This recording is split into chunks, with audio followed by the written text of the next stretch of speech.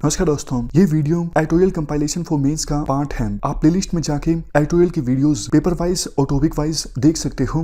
और अगर आप दिसंबर 2019 के बाद की वीडियोस को देखना चाहते हो तो वीडियो के नीचे मौजूद ज्वाइन बटन की सहायता से आप मेंबरशिप को ज्वाइन कर सकते हो। चलिए डिस्कशन स्टार्ट करते हैं। आप जीएस पेपर 2 के इस टॉपिक से आर्टिकल को रिलेट कर सकते हो। ये आर्टिकल लिखा गया है हैपीमन जैकब के द्वारा। हैपीमन जैकब देखो प्रेजेंट गवर्नमेंट की जो फॉरेन पॉलिसी है उसे क्रिटिसाइज कर रहे हैं। मेनली 4 पॉइंट्स निकल के आते हैं इस आर्टिकल से, जिनको आप इस्तेमाल कर सकते हो अगर फॉरेन पॉलिसी से संबंधित कोई क्वेश्चन पूछा जाता है। पहला पॉइंट ये बोला जाता है हैपीमन जैकब के द्वारा कि देखो पिछले कुछ सालों में हमने टेररिज्म, पाकिस्तान, इन चीज़ों पे ज़्यादा फोकस करना स्टार्ट कर दिया है और ये इंडिया के हित में नहीं है। जब हम दूसरे देशों से डील करते हैं, फॉर एग्जांपल फ्रांस से, जर्मनी से, यूएस से, तो हमारा ज़्यादा फोकस यही होता है कि टेररिज्म और पाकिस्तान के ऊपर अपनी बात मनवाई जाए। जबकि देखो इंडिया को दूसरे इश्यूज़ पर ज़्यादा फोकस करना चाहिए, फॉर एग्जांपल इकोनॉमी से संबंधित इश्यूज़ पर, मतलब वो इश्यूज़ जिससे इंडिया में डेवलपमेंट आए और इंडिया एक बड़ी पावर बने। लेकिन इंडिया अपनी डिप्लोमेटिक एनर्जी को वेस्ट कर देता है पाकिस्तान पर और टेररिज्म पर, और दूसरे देश भी इंडिया का फ़ायदा उठाते हैं इस चीज़ पर। क्योंकि देखो मान लीजिए मसूद अजहर को ब्लैकलिस्ट करवाना है तो फ्रांस इंडिया को बोलेगा ठीक है हम करवा देंगे, बदले में आपको ये करना पड़ेगा। पाकिस्तान को फाइनेंशियल एक्शन टास्क फोर्स की ब्लैकलिस्ट में डलवाना है, यूएस से बोलेगा ठीक है हम आपका साथ देंगे, लेकिन बदले में आपको हमारे लिए ये करना होगा। तो इस प्रकार से इतनी ज़्यादा डिप्लोमेटिक एनर्जी लगाना पाकिस्तान पर, टेररिज्म पर उचित नहीं है। दूसरी चीज़ देखो, रिटोरिक और रियलिज्म में एक बैलेंस होता है, लेकिन ये बैलेंस खत्म होता जा रहा है। पिछले कुछ सालों में हमारी फॉरेन पॉलिसी इस प्रकार से शेप हुई है, जैसे जब भी कोई दो देशों के प्रीमियर्स मिलते हैं, फॉर एग्जांपल यूएसए के राष्ट्रपति और भारत के प्रधानमंत्री, बड़ी बड़ी बातें बोली जाती हैं कि इंडिया और यूएसए वर्ल्ड की 2 सबसे बड़ी डेमोक्रेसीज हैं और नेचुरल एलाइज हैं। मतलब आपने भी सुना होगा डिप्लोमेटिक लैंग्वेज में किस प्रकार से बड़ी बड़ी बातें बोली जाती हैं, लेकिन वो रिटोरिक होता है और पता लगता है कि दोनों देशों के रिलेशंस कैसे हैं एक्शन से। जैसे इंडिया और यूएसए के बीच ट्रेड डील साइन नहीं हो सकी थी, बातें बड़ी बड़ी बोली गई थी। जो डिप्लोमेटिक एक्सपर्ट्स हैं वो समझ जाते हैं कि सिर्फ बातें बोली गई हैं, कुछ ठोस निकल के नहीं आया है। लेकिन हमारी फॉरेन पॉलिसी कुछ इस प्रकार से शेप हुई है कि रियलिज्म और रिटोरिक के बीच डिफरेंस खत्म सा हो रहा है। जैसे हम एकदम से इजराइल के साथ चले गए हैं बहुत ज़्यादा करीब, और हम यूएसए के भी काफ़ी करीब चले गए हैं। इससे देखो हमारी जो स्ट्रेटेजिक ऑटोनॉमी है फॉरेन पॉलिसी को फॉर्मुलेट करने की, वो कॉम्प्रोमाइज होती है। नेक्स्ट पॉइंट राइटर के द्वारा ये दिया जाता है, देखो डोमेस्टिक ओपिनियन से फॉरेन पॉलिसी को जोड़ दिया गया है सरकार के द्वारा। जैसे पाकिस्तान के साथ डील किया जाता है तो इस प्रकार से जोर शोर से सरकार फैसलों को बताती है कि पब्लिक ओपिनियन को मोबिलाइज किया जा सके। वैसे देखो फॉरेन पॉलिसी डोमेस्टिक ओपिनियन से अलग होनी चाहिए। मतलब लोग क्या सोचते हैं, काफ़ी बार वो चीज़ सही नहीं होती। लोग तो काफ़ी बार पर्टिकुलर भावनाओं में बह जाते हैं कि पाकिस्तान के साथ इंडिया हमला कर दे। ये चीज़ें आपको भी पता है प्रैक्टिकल नहीं होती।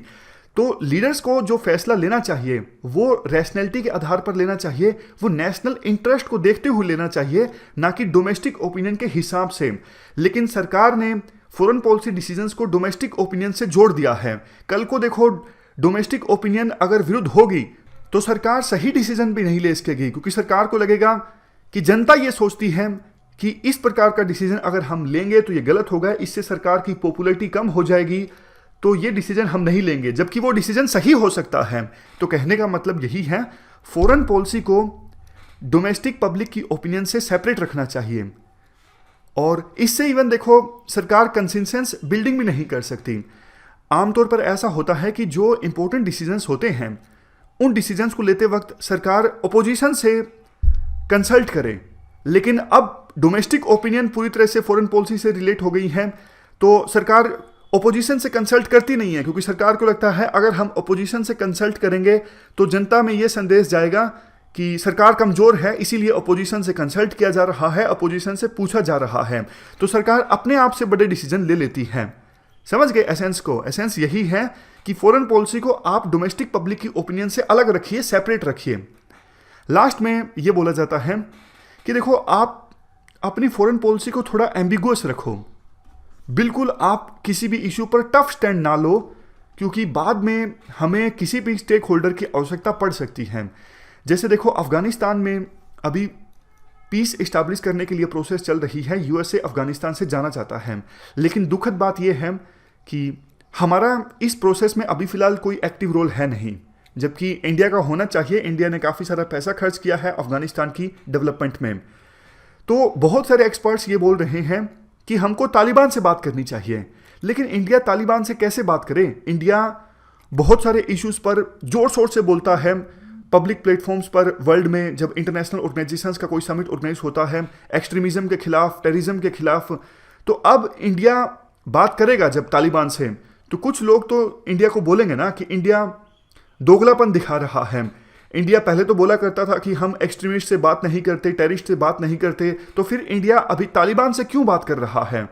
तो फॉरेन पॉलिसी ना किसी भी देश की ना एम्बिगुअस रहनी चाहिए। अगर हमारी फॉरेन पॉलिसी एम्बिगुअस होती तो अब हम तालिबान से आसानी से बात कर सकते थे, क्योंकि अब कुछ एक्सपर्ट्स के द्वारा संभावना ये जताई जा रही है कि तालिबान अफगानिस्तान की सत्ता पर फिर से काबिज हो सकता है। समझ गए? तो ये क्रिटिसिज्म है कि फॉरेन पॉलिसी थोड़ी एम्बिगुअस होनी चाहिए। आप अपना स्टैंड पूरी तरह से क्लैरिफाई कभी मत करो, लेकिन इंडिया के केस में, कुछ केसेस में ऐसा हो गया है कि हमने अपना स्टैंड कुछ इश्यूज पर बहुत ज़्यादा टफ ले लिया है, जो कि नहीं होना चाहिए। तो ये हमने कुछ क्रिटिसिज्म डिस्कस किए, आप इनका इस्तेमाल कर सकते हो डायरेक्टली, इनडायरेक्टली, कई सारे तरीकों में। चलते हैं अगले आर्टिकल की तरफ। नेक्स्ट आर्टिकल ह्यूमन राइट्स से संबंधित है। आप जीएस पेपर 1 के इस टॉपिक से आर्टिकल को रिलेट कर सकते हो। ये आर्टिकल लिखा गया है तबीस खैर के द्वारा। कुछ समय पहले एक खबर सामने आई थी कि दलित परिवार के बच्चे बाहर ओपन डेफिकेशन कर रहे थे, पीट पीट कर उनको मार डाला गया। इवन साउथ एशियन कंट्रीज़ में ऐसी खबरें भी आती रहती हैं कि जब कोई बच्चा भागकर दूसरे धर्म में, दूसरी जाति में शादी कर लेता है, तो फैमिली का ऑनर बचाने के नाम पर उनको मार डाला जाता है, जिसे कहा जाता है ऑनर किलिंग। आप एक बात बताइए, क्या फैमिली मेंबर्स के बिना फैमिली एग्जिस्ट करती है? नहीं करती है। क्या सिटीजन्स के बिना कोई नेशन एग्जिस्ट करता है? नहीं करता है। अगर देखो फैमिली मेंबर को मार दिया जाएगा, तो फिर क्या औचित्य है फैमिली का, क्या औचित्य है फैमिली के ओनर का? और कल्चर के नाम पे इसे डिफेंड करना, ये तो देखो अपने आप में आप कह सकते हो इनडिफेंसिबल आर्ग्यूमेंट है। क्योंकि कोई भी कल्चर हो, कोई भी धर्म हो, कुछ बेसिक यूनिवर्सल राइट्स तो सबके पास होने चाहिए।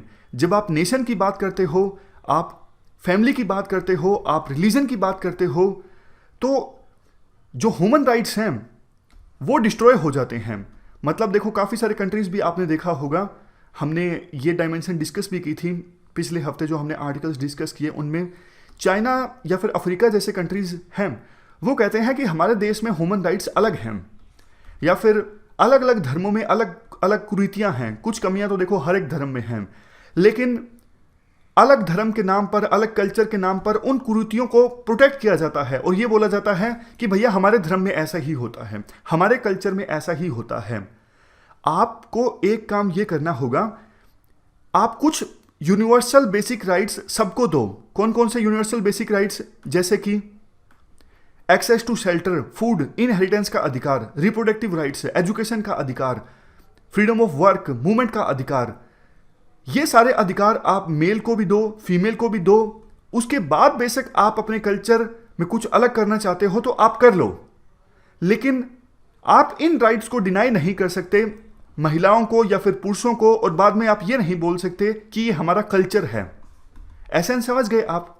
एसेंस देखो बेसिक यही है कि अलग धर्म का नाम हो या फिर अलग जाति का नाम हो, नेशन के नाम पर काफ़ी बार जो बेसिक यूनिवर्सल राइट्स हैं वो डिनाई कर दिए जाते हैं महिलाओं को या फिर पुरुषों को, सिर्फ इसलिए कि ये हमारा कल्चर है, हमारे यहाँ पर ऐसा ही होता है। भैया ये जो बेसिक राइट्स है ना, ये यूनिवर्सल हैं, ये सबको मिलने चाहिए। उसके बाद आप जो भी डिफरेंसेस अपने धर्म में, अपने नेशन में, अपने रीजन में, जाति में, रेस में, एथनिक ग्रुप में आप रखना चाहते हो तो रख लो। यही राइटर का पॉइंट है। फिर से बोल देता हूं एसेंस राइटर क्या कहना चाहते हैं। राइटर ये बोलना चाहते हैं, देखो सभी एथनिक ग्रुप्स में, सभी धर्मों में कुछ जो यूनिवर्सल राइट्स हैं वो अवेलेबल होने चाहिए सबको। उसके बाद अगर आप किसी भी डिफरेंस को प्रीच करना चाहते हो तो आप प्रीच कर लो। जब भी जाति की बात आती है, धर्म की बात आती है, तो कुछ बेसिक राइट्स जो हैं वो डिनाई कर दिए जाते हैं उस धर्म के लोगों को या फिर जाति के लोगों पर, सिर्फ इसलिए कि हमारा जो धर्म है वो आपसे अलग है, हमारा जो कल्चर है वो आपसे अलग है। डाइवर्सिटी के नाम पर आप ह्यूमन राइट्स को डिनाई नहीं कर सकते। कुछ जो यूनिवर्सल राइट्स हैं वो सबके लिए अवेलेबल होने चाहिए, चाहे वो किसी भी धर्म का हो, कोई भी सेक्स हो, किसी भी जाति का हो, किसी भी एथनिक ग्रुप का हो। ये आर्टिकल का मेन पॉइंट है। इस डिस्कशन में फिलहाल इतना ही है। Thank you very much for discussion.